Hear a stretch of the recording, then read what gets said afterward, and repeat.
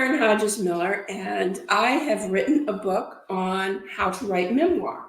I actually have written a lot of books on how to write books.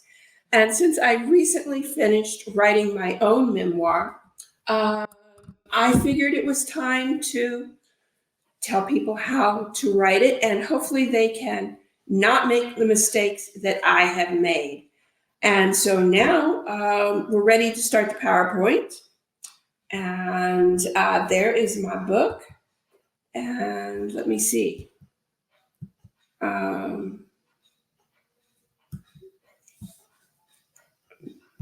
There we go. Okay. Let's start at the very beginning. You know fiction and you know nonfiction. So fiction is a story that's invented by the writer. Some of the characters may be based on actual people, but the story is not true. The author can take complete control, take as much liberty as they want with what happens to the characters.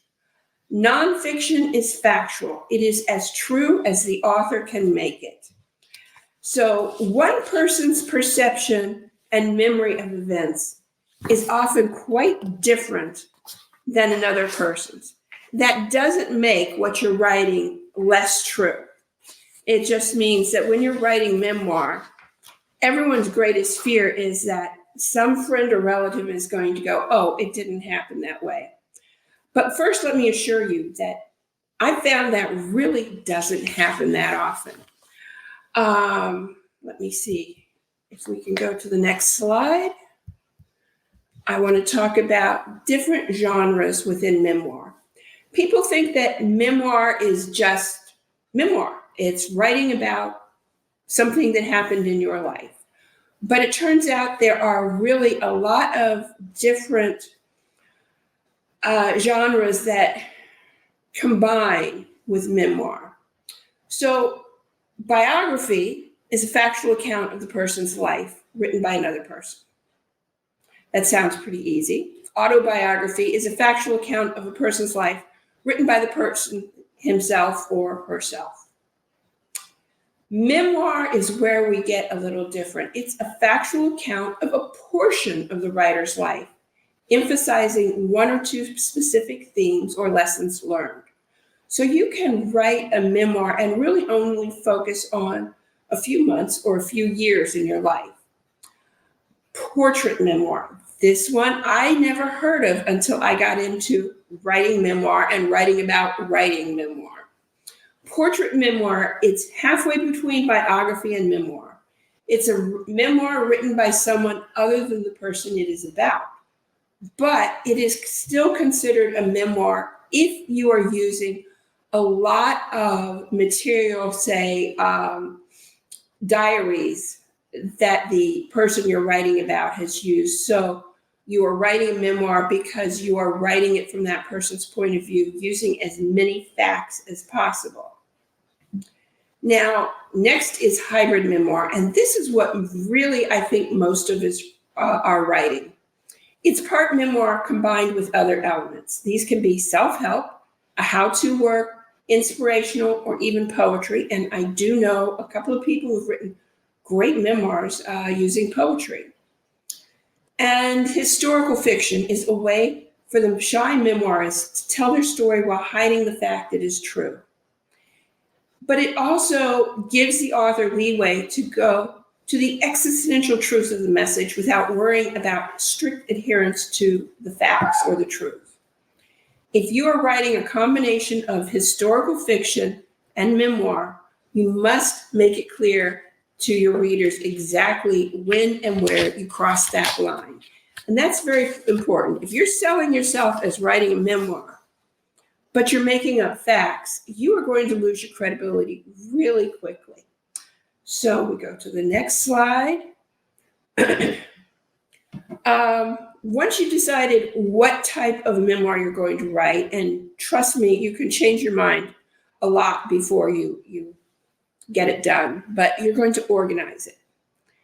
And organizing, we have several different ways, and basically it's all of the usual ways of organizing any book. I know people who like a mind map, which is, almost like a spider web with different things coming out of it. I'm more the formal outline person. I like my 1, 2, 3, A, B. I think in straight lines. Sticky notes. I know one author who, whatever she's writing, she writes sticky notes, puts them all over her wall, and moves them around to suit herself until they get to the order. So, whatever works for you, there is no one right way, there's no one wrong way. Just realize your outline is an organizational and memory aid only. Don't spend a lot of time perfecting your outline. It's not going to be graded by your 5th grade English teacher. Only enough time that in a couple of weeks or months, when you're ready to write chapter 6, you don't need to spend a lot of time figuring out exactly what you had planned to write about. You can just move on easily and go, oh yes, now I was going to talk about this. So take some time at the beginning to outline your book, and the writing, that will make the writing go faster as you go on. Now, let me stop here and say, I'm telling you to write an outline. When I started my memoir, which I will hold up at this point and probably hold up at a lot of different points, I didn't do this. That's one of the reasons I'm telling you to. I have been telling people to start with an outline for years. Always, always, always write with an outline. So when I go to write my own book, what do? I start writing a few short stories, and then I decide that, well, maybe it should be a book. And try to start with an outline. It will save you time, but if you don't, it's probably going to be okay too. And now we can go to the next slide. And researching. I love talking about researching. I never knew how much I would enjoy researching. You think that you're writing a memoir. It's your life. You know what happened. You don't have to do any research. Not true. Let's go back to that hybrid memoir. You are probably going to be combining different genres into your memoir. And you're combining different parts. Some of it is exactly what happened to you. Some of it is things that happened to other people, or things that you learned along the way and you might need to refresh your memory. My memoir relies a lot on stories from my family, stories from people who died before I was even born, my great-grandparents, etc. So a few of the places I used were Ancestry.com. Don't think that Ancestry.com is just a place to research your own ancestors. You can research other people that you know that they were in the area or involved in your story. And you can find out, first, confirm certain things about them, and then find out more about them. Then there is newspapers.com. I have what one researching friend calls the obsessive compulsive subscription to newspapers.com. That's the highest level. And it's still not that expensive. But what you can find on newspapers.com is just wonderful. Family journals and documents. If you have anything that your parents, your grandparents, your great-grandparents wrote, any documents, marriage certificates, anything like that, hiding in boxes in your basement or attic, go for it. Go find them. They will be worth your time. And interviews with people who were involved, who remember things. And sometimes these interviews don't have to be something that you do. Luckily for me, when I started this, I found that my mother had interviewed my grandmother and my great aunt all about their early life and had left me tape recordings. Yay, Mom. They were in cassette form. I had to get them turned into something that was a little more usable. But that was a great resource for me. There's another one here that is not listed on my PowerPoint. Fold fold3.com, fold3.com. That has a lot of information for people in the military. And you can, this is not just recent, you can find things about the military back to the Revolutionary War. One of the things I did discover, would have actually been easier to research the Revolution or the Civil War than World War II, because a lot of records burned in a fire in a particular building in the 50s. And so a lot of the World War II records were gone, but there were some that I could find. And don't assume that if you're looking for World War II records, they'll be gone. You might be lucky and find them. So if we can go to the next slide. Yes, we did. Okay, my little picture hasn't shown up. It's a very cute picture. Oh, it's because, let me see. Can I make it work? Nope. I have a very cute little picture of my cats that you're not going to be able to see for some reason. Should memoir have dialogue? Yes, yes, and yes. Don't show me, or don't tell me, show me. And this is where I've worked with 20 or more people writing memoirs. The biggest writing is just narrating it without dialogue. And people think that because they cannot remember exactly what happened, they cannot give a precise memory of the conversation, they shouldn't use it at all. And so they just tell us, I went to the store and saw Mary, and Mary said that her father was in the hospital. Well, it would be much more interesting if my father's in the hospital, said Mary. That makes a much better story, a much more readable memoir. So yes, you're going to start out by narrating the facts. When you start with your notes, you have to start writing the facts.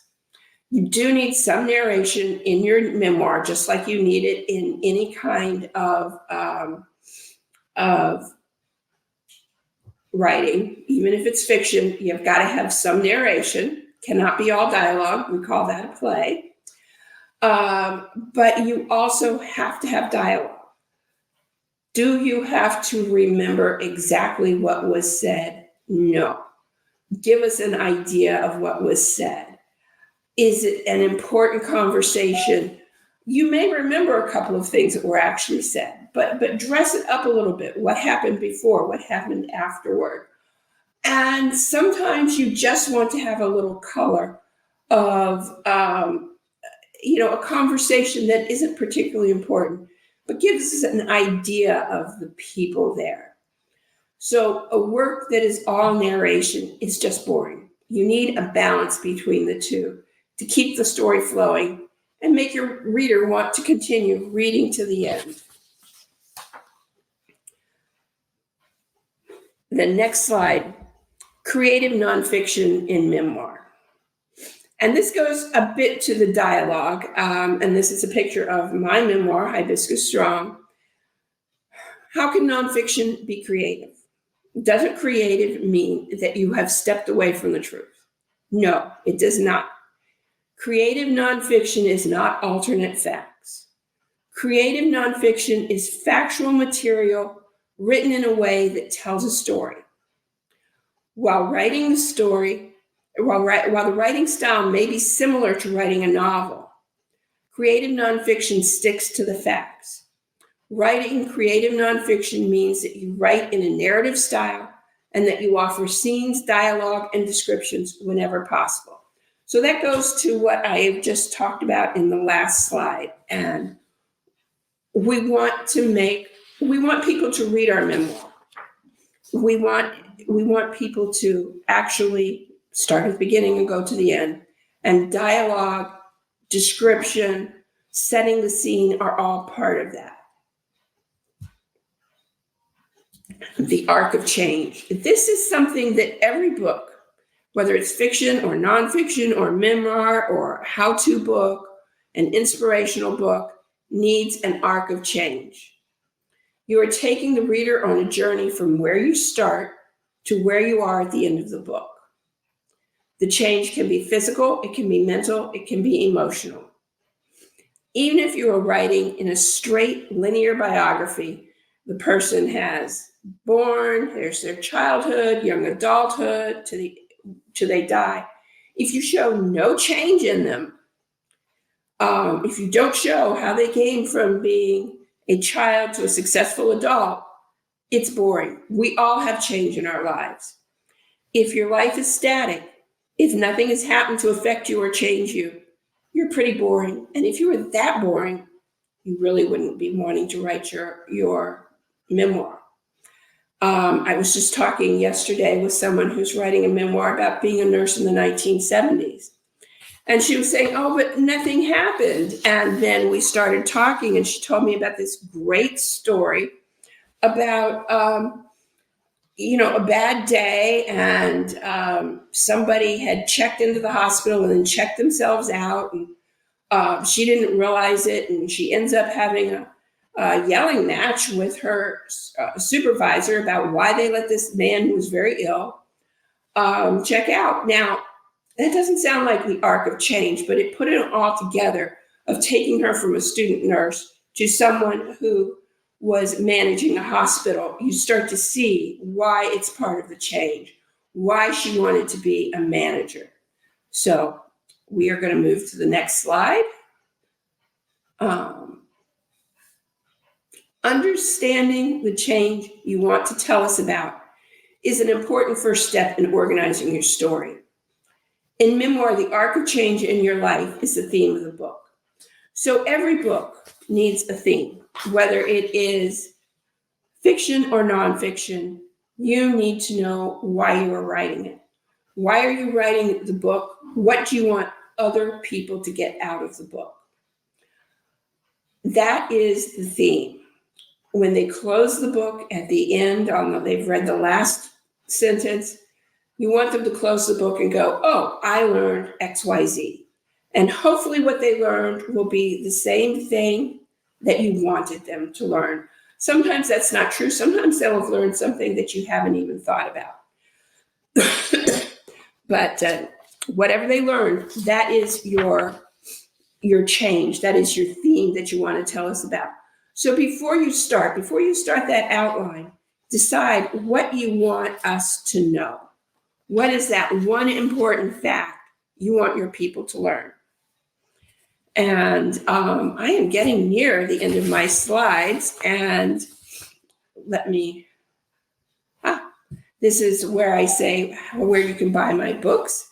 And this is my memoir, Hibiscus Strong. It is about my life, but it is also about the life of my family and how my family's lives were entwined with the founding of the city of Miami.